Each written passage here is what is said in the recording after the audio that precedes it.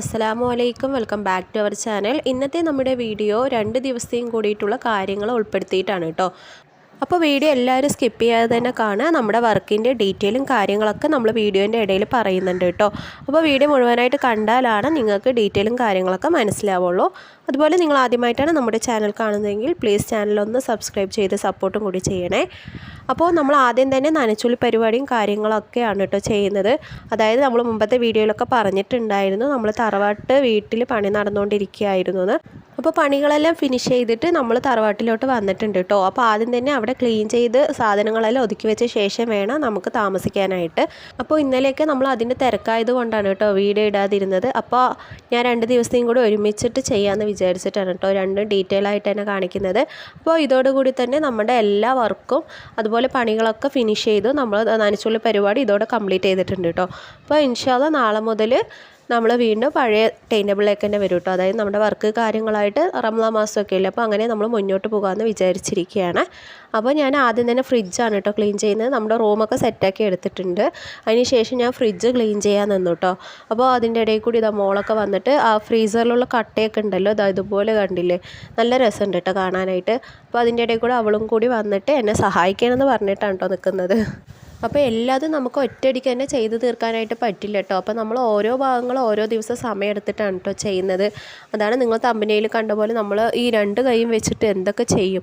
കാരണം ഈ പറഞ്ഞ പോലെ നമ്മൾ വർക്കും മുന്നോട്ട് കൊണ്ടുപോകണം, അതുപോലെ വീട്ടിലത്തെ കാര്യങ്ങളൊക്കെ നോക്കണ്ടേ. പിന്നെ ക്ലീനിങ്ങും കാര്യങ്ങളൊക്കെ കഴിഞ്ഞാൽ നമുക്ക് റമദാൻ മാസത്തിലേക്ക് നമുക്ക് കുറച്ച് സമയവും കിട്ടും. ഖുർആൻ ഓതാനും അതുപോലെ നമസ്കരിക്കാനൊക്കെ കുറച്ച് സമയമൊക്കെ നമുക്ക് ഇങ്ങനെ ചെയ്ത് വെക്കുകയാണെങ്കിൽ കിട്ടും കേട്ടോ. അപ്പോൾ ഇതിൻ്റെ ഇടയിൽ കൂടി ഞാൻ 2-3 കാര്യങ്ങളും കൂടി കാണിക്കുന്നുണ്ട് കേട്ടോ. അപ്പോൾ ഫ്രിഡ്ജൊക്കെ ക്ലീൻ ചെയ്തിട്ട് ഇതുപോലെ അതിലുള്ള എല്ലാ പാർട്സുകളും നമ്മൾ കഴുകി വൃത്തിയാക്കിയിട്ട് തന്നെ വെച്ചിട്ടുണ്ട് കേട്ടോ.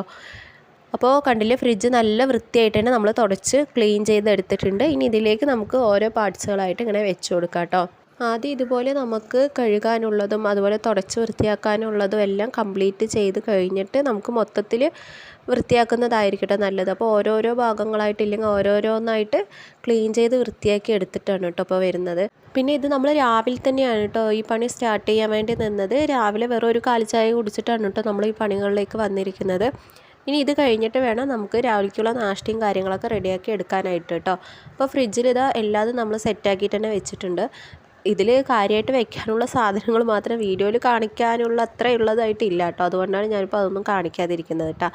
പിന്നെ ഇതിന് ശേഷം ഇതാ നമ്മൾ രാവിലേക്ക് പുട്ടാണ് കേട്ടോ ബ്രേക്ക്ഫാസ്റ്റ് ഉണ്ടാക്കുന്നത്. അപ്പോൾ അതിനുള്ള മാവൊന്നും ഇതാ റെഡിയാക്കി എടുത്ത് ബ്രേക്ക്ഫാസ്റ്റൊക്കെ കഴിച്ച് കഴിഞ്ഞ ശേഷം നമ്മൾ വീണ്ടും പണിയിലേക്ക് തന്നെ വന്നിട്ടുണ്ട്. അപ്പോൾ ഈ ഡപ്പിയും കുപ്പികളൊക്കെ ഇതുപോലെ നമുക്കൊന്ന് ക്ലീൻ ചെയ്ത് എടുത്തിട്ടുണ്ട് കേട്ടോ. അപ്പോൾ നല്ല രീതിക്ക് തന്നെ വൃത്തിയാക്കി എടുത്തിട്ട് വേണം നമ്മൾ ഇതിലേക്ക് വീണ്ടും സാധനങ്ങൾ കൊണ്ടുവയ്ക്കാനായിട്ട്. അപ്പോൾ ഞാൻ പഴയ ഡപ്പകളൊക്കെ മാറ്റിയിട്ട് പുതിയതാണ് കേട്ടോ യൂസ് ചെയ്യുന്നത്.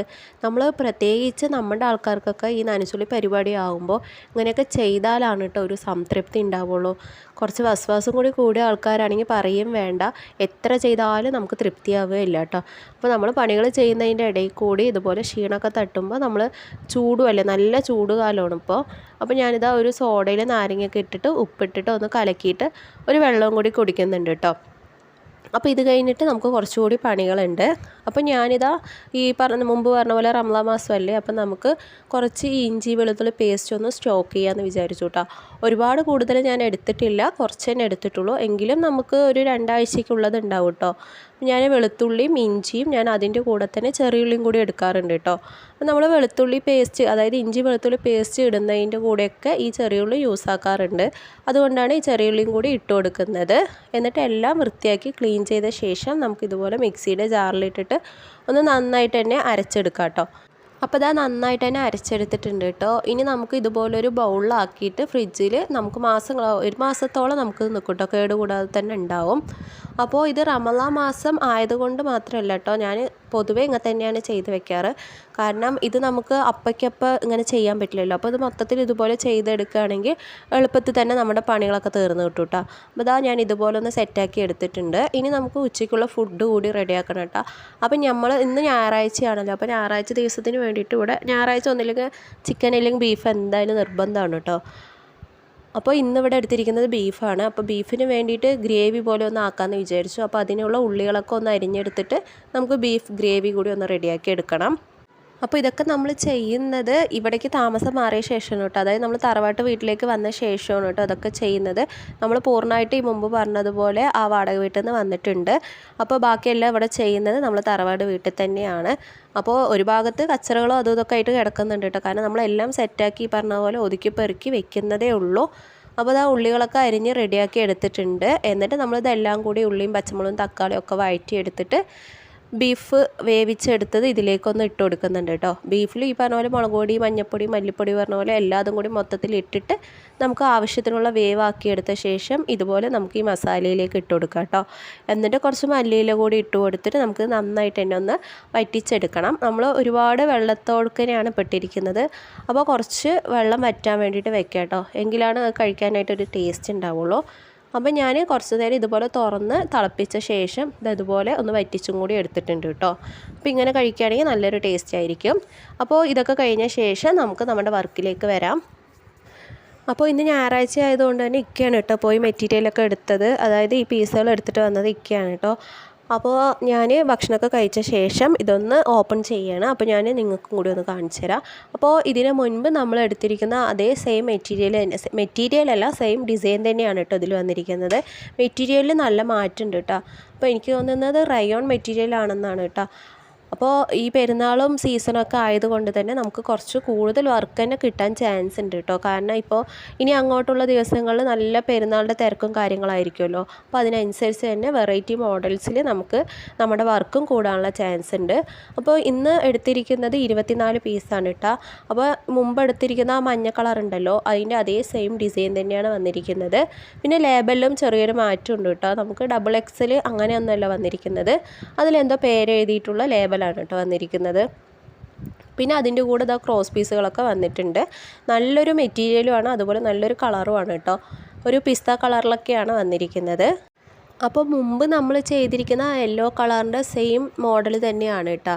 കളറും അതുപോലെ മെറ്റീരിയൽ മാത്രമേ മാറ്റുള്ളൂ. അതുപോലെ എല്ലാവരും കമൻറ്റിൽ ചോദിക്കാറുണ്ട് കേട്ടോ ഈ നെക്ക് കണ്ടിട്ട്. അതായത് നമുക്ക് കണ്ടില്ലേ ഇതിൻ്റെ കൂടെ സെറ്റായിട്ട് ഈ ഒരു നെക്ക് വരുന്നുണ്ട്. അത് എവിടെ നിന്നാണ് കിട്ടുകയെന്ന് ചോദിച്ചിട്ട് നമുക്ക് കമൻറ്റ്സ് തരാറുണ്ട്. ഈ ഒരു നെക്ക് നമുക്ക് ഷോപ്പുകളിലൊക്കെ വാങ്ങിക്കാൻ കിട്ടും കേട്ടോ. അതായത് നമ്മൾ ഈ മെറ്റീരിയൽ മുറിച്ച് എടുക്കില്ലേ ആ ഷോപ്പുകളിൽ അതുപോലെ ബട്ടൺ ഹൗസിലൊക്കെ കിട്ടാറുണ്ട്. സെപ്പറേറ്റ് ആയിട്ട് നമുക്ക് കുർത്തിയിലോ അല്ലെങ്കിൽ നെയ്റ്റിയിലൊക്കെ വെക്കില്ലേ നെക്ക്, അതുപോലുള്ളത് വാങ്ങിക്കാൻ വേണ്ടി കിട്ടും കേട്ടോ സെപ്പറേറ്റ് ആയിട്ട്. പക്ഷേ എനിക്ക് തോന്നുന്നത് ഈ മെറ്റീരിയലിൽ തന്നെ നമ്മൾ ഹാൻഡ് എംബ്രോയിഡറി ഇല്ലേ മെഷീൻ എംബ്രോയിഡറി ചെയ്തിട്ട് സെറ്റായിട്ടാണ് ഈ ഒരു നെക്ക് വരുന്നതെന്നാണ് കേട്ടോ. കാരണം കാണുമ്പോൾ അതുപോലെയാണ് നമുക്ക് തോന്നുന്നത്. പിന്നെ സെപ്പറേറ്റ് ആയിട്ട് നമുക്ക് ഇതുപോലുള്ള നെക്കുകൾ വാങ്ങിക്കാൻ വേണ്ടിയും കിട്ടും കേട്ടോ. അപ്പോൾ ഈ പറഞ്ഞ പോലെ ബട്ടൺ ഹൗസിലൊക്കെ ഒന്ന് ആവശ്യമുള്ളവർ ചോദിച്ചു നോക്കുക, അവിടെ കിട്ടാനുള്ള ചാൻസ് ഉണ്ട്. 24 പീസിനും ഇതുപോലെ സെറ്റായിട്ട് തന്നെയാണ് കേട്ടോ ലേസ് വന്നിരിക്കുന്നത്. അപ്പോൾ നമുക്ക് ആവശ്യത്തിനുള്ള ലേസ് ഇതിൽ നിന്ന് സെപ്പറേറ്റ് ചെയ്തെടുത്തിട്ട് വേണം സ്റ്റിച്ച് ചെയ്തെടുക്കാനായിട്ട്. നമുക്ക് സ്ലീവ്സിൻ്റെ എൻഡിലും അതുപോലെ ടോപ്പിൻ്റെ ബോട്ടം ഭാഗത്തും ലേസ് വെച്ച് കൊടുക്കണം. അപ്പോൾ അത് എത്ര നീളത്തിലാണോ വേണ്ടത് നോക്കിയിട്ട് നമുക്ക് ആവശ്യാനുസരണം കട്ട് ചെയ്ത് സ്റ്റിച്ച് ചെയ്യാവുന്നതാണ് കേട്ടോ. പിന്നെ ഇതിലിതാ സെറ്റായിട്ട് വന്നിരിക്കുന്നത് നെക്ക് തന്നെയാണ്.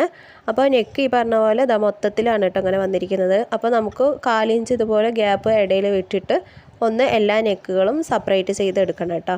എന്നിട്ട് വേണം സ്റ്റിച്ച് ചെയ്തെടുക്കാനായിട്ട്. അപ്പോൾ ഇതിലിപ്പോൾ ടോട്ടൽ 24 നെക്ക് ഉണ്ട് കേട്ടോ.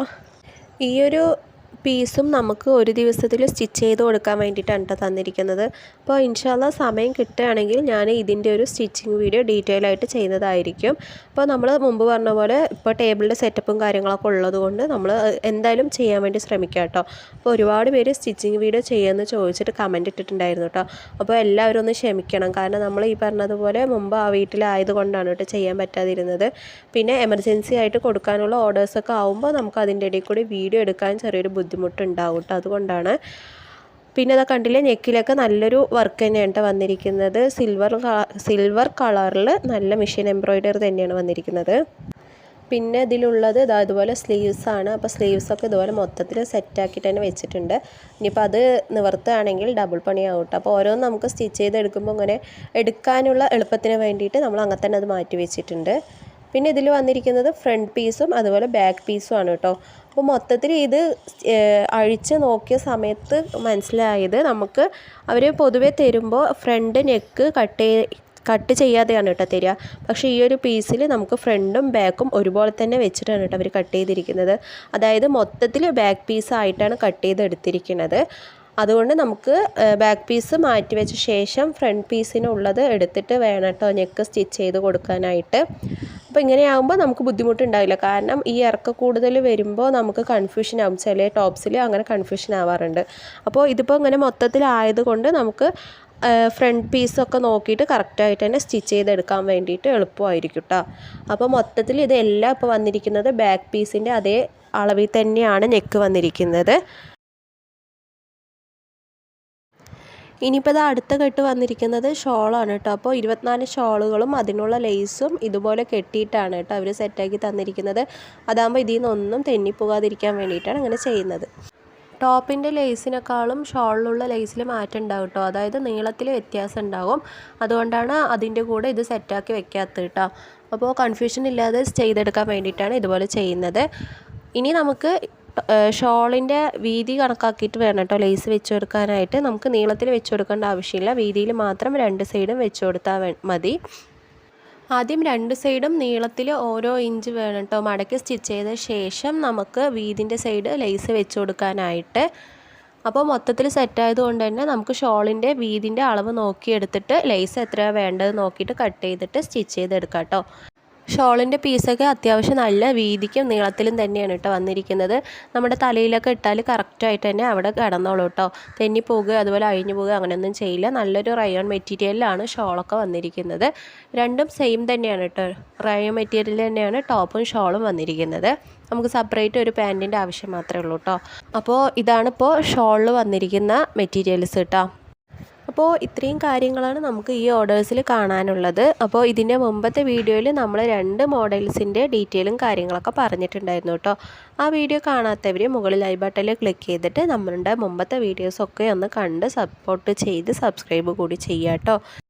അപ്പോൾ ഇൻഷാ അല്ലാഹ് ഇന്നത്തെ വീഡിയോ ഇത്രയേ ഉള്ളൂ. ഈ ഒരു വീഡിയോ നമ്മളിവിടെ വൈൻഡപ്പ് ചെയ്യുകയാണ്. വീഡിയോ ഇഷ്ടപ്പെട്ട എല്ലാവരും ലൈക്ക് ചെയ്യുക, ഷെയർ ചെയ്യുക, ചാനൽ കൂടി ഒന്ന് സബ്സ്ക്രൈബ് ചെയ്ത് സപ്പോർട്ട് ചെയ്യണേ. അപ്പോൾ മറ്റൊരു വീഡിയോ ആയിട്ട് നമുക്ക് വീണ്ടും കാണാം. Thanks for watching. അസ്സലാമു അലൈക്കും.